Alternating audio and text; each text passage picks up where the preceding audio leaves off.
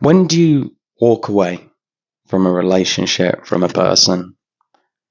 When do you start to understand that it's not aiding you or healthy for you anymore? It's not an easy thing, especially when it's a parent or a partner, to walk away from somebody. It's scary. It really is scary. But at some point, if you want to feel your best, if you want to be emotionally healthy, if you don't want the ups and downs that come with a narcissistic person in your life, you have to start asking yourself the question, when do I walk away? Now, in my situation with my mum, it's been a very long journey to finally understand that I've had to walk completely away. And people mess up, everyone messes up, everyone makes mistakes. But there's a difference when it's a narcissistic person, because in their eyes, they've not made any mistakes. They will not acknowledge anything. They'll always put it back on you. You are the problem. Okay?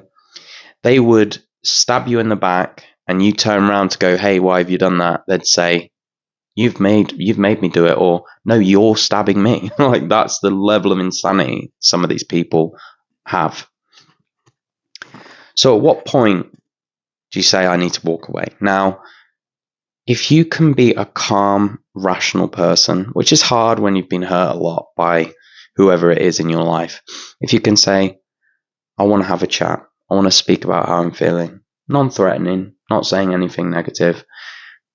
When you did this, it made me feel this way. Do you think you could possibly not do that? Or could we talk about this? When you act a certain way, it really triggers me and makes me feel a certain way. If you can have just a very honest discussion with that person and they will listen, there's hope for you to have that person in your life.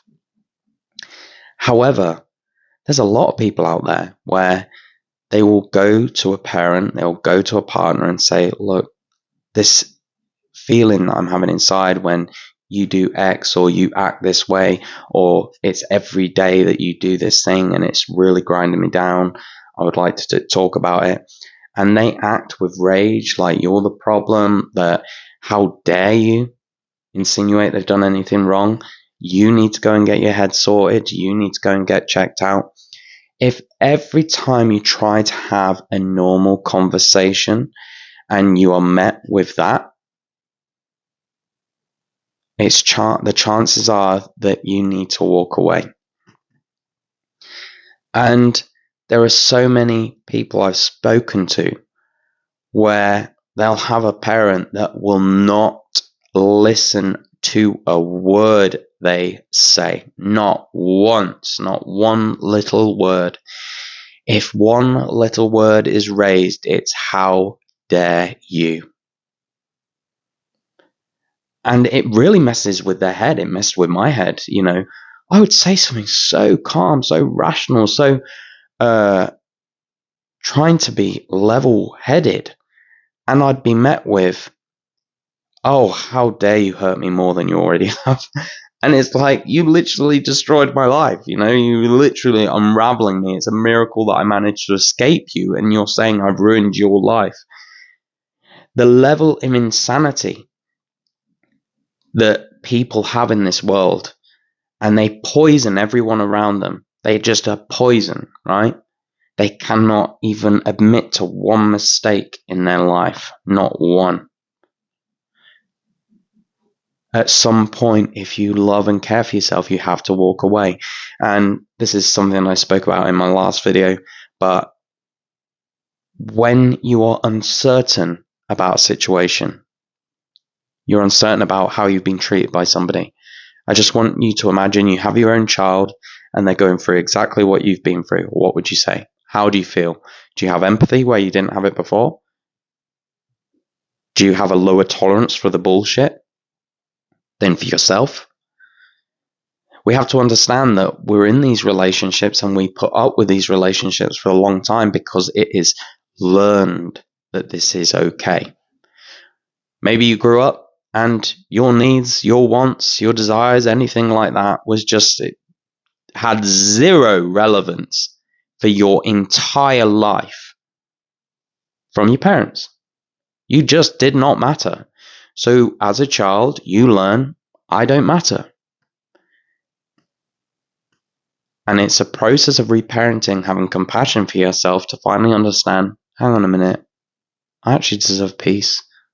I actually deserve just a place to be calm and peaceful and just relaxed. It's a human right. You deserve that. So if you got that situation where you're trying to understand whether I should leave or not, think about, if you had a child, would you put up with it if they were going through that?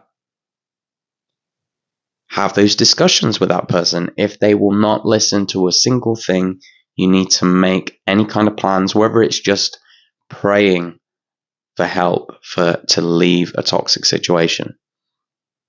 Anything, just to acknowledge it within yourself that this is not okay with me. That is the beginning of change, the beginning of healing.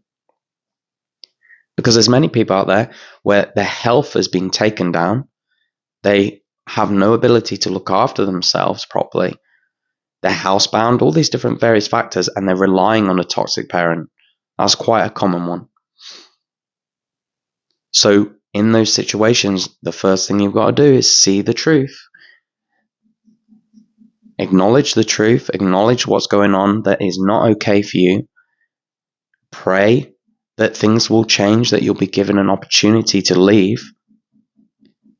And that is the beginning of the process. Because sometimes we can get so caught up in your head, like I did. I remember just being laying on the floor when my mum cornered me. She screamed at me in my face. I was possessed. I'm a demonic force. I'm going to hell, pretty much, because it was like a cult-like situation. It was awful. She cornered me, and I felt my heart shatter. I was like, felt so alone. I saw it really opened my eyes to what was going on.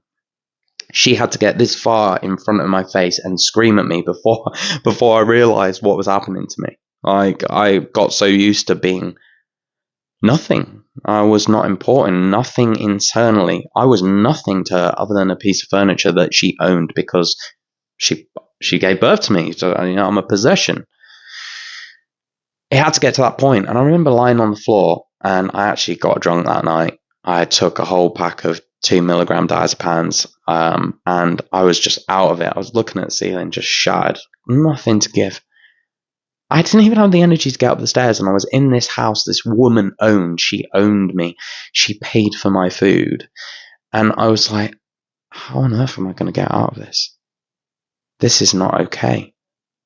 I don't know how I'm going to get out of this. Literally, I have no skills. I didn't even get a college qualifications. I'm literally a 25-year-old man. 24-year-old man with